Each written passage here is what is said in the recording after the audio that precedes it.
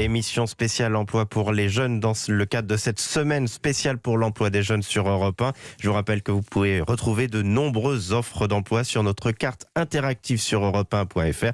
Carte mise en place avec notre partenaire Offsome-Table. Frappée par la crise sanitaire, la jeunesse se retrouve dans une situation de grande précarité, de détresse psychologique. Ainsi, une plateforme a été mise en place, par exemple en Île-de-France. Elle s'appelle Écoute étudiant au pluriel -île-de-france.fr parce que Île-de-France accueille tout de même 27% de la population française étudiante. Bonjour, professeur Marion Leboyer. Bonjour. Vous êtes la directrice de la Fondation Fondamentale, professeure de psychiatrie à l'Université Paris-Est-Créteil et chef de service de psychiatrie à l'hôpital Henri-Mondor à Créteil. Cette plateforme a été lancée à la mi-janvier. Tout a démarré pendant les vacances de Noël. Ça s'est très vite mis en place. Vous allez voir Valérie Pécresse, la présidente de la région Île-de-France, pour l'alerter sur la situation catastrophique, sur ces symptômes dépressifs de la situation des jeunes adultes, des étudiants. Il fallait agir, il fallait les prendre en charge. Ainsi, la région a aidé à créer cette plateforme. Comment fonctionne-t-elle ? Alors, c'est une plateforme qui est accessible sur son téléphone ou sur son ordinateur, qui est simple d'accès, qui est gratuite, c'est surtout extrêmement important de le dire aux étudiants, et qui permet aux étudiants d'avoir une offre graduée, c'est-à-dire qu'ils peuvent se connecter, avoir accès à une auto-évaluation de leurs difficultés psychologiques. Donc ils remplacent un petit questionnaire, c'est ça ? Ils remplissent un petit questionnaire pour savoir où on en est ? Il y a 4 plots sur j'ai des difficultés à travailler, j'ai du mal à dormir, je me sens stressée, Donc ça part de la concentration jusqu'au sein de l'idée de suicidaire. Absolument, et ils peuvent avoir accès soit à toute une série de ressources, de conseils, de vidéos pour arriver à maîtriser les difficultés qu'ils éprouvent. Et ces exercices, ça peut être de la méditation, ça peut être des exercices de respiration. Et surtout, et c'est ça la force, c'est qu'en plus, ils ont le droit à 3 consultations gratuites avec des psychologues qui appartiennent à une association qui s'appelle l'Association française de thérapie cognitive et comportementale, qui sont formés spécifiquement à la prise en charge du stress, de l'anxiété, de la dépression, et qui sont gratuites. Il suffit de rentrer son numéro d'étudiant pour avoir ces 3 consultations gratuites. Quel est le premier bilan que vous pouvez formuler là ?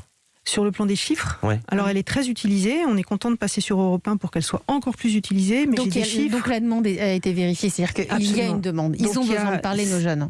En 2 semaines, 16 000 utilisateurs, 74 000 pages qui sont vues et 6 000 clics pour prendre des rendez-vous. Et le message c'est un message de grande détresse que vous avez de la part de ces jeunes étudiants qui ont, j'imagine, un sentiment prononcé de solitude ? Alors ça, on ne peut pas le mesurer puisqu'il n'y a pas d'informations qui sont recueillies sur le site. Par contre, on a fait en parallèle un sondage, c'est la Fondation Fondamentale avec Ipsos, qui montre ce qu'on a répété depuis le début de la pandémie, c'est-à-dire que l'impact de la crise, il est psychologique et psychiatrique.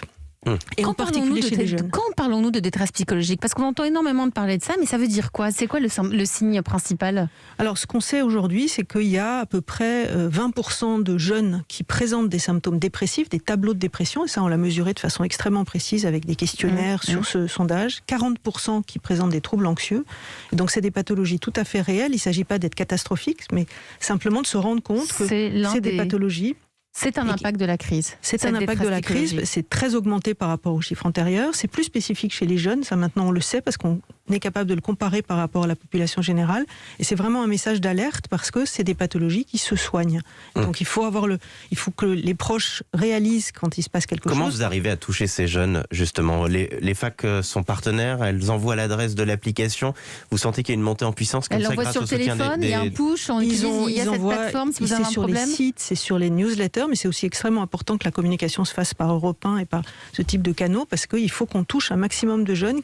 C'est compliqué d'avoir accès à un psychiatre. Mais vous avez assez de psychologues pour pouvoir répondre à la demande, parce que vous dites que vous travaillez avec une grosse association, mais tout à fait. Ça peut être le problème derrière. Non, pas du tout. Il y a vraiment des psychologues qui sont disponibles pour ces prises en charge et qui, à la suite de la prise en charge, s'il y a encore besoin de soins, sont capables de donner des informations pour se repérer dans le dédale des soins en psychiatrie. 3 téléconsultations offertes avec un psychiatre. Il suffit de donner son numéro de carte étudiant. Ça s'appelle Écoute étudiant au pluriel -île-de-france.fr et c'est comme ça qu'on accompagne nos étudiants en difficulté.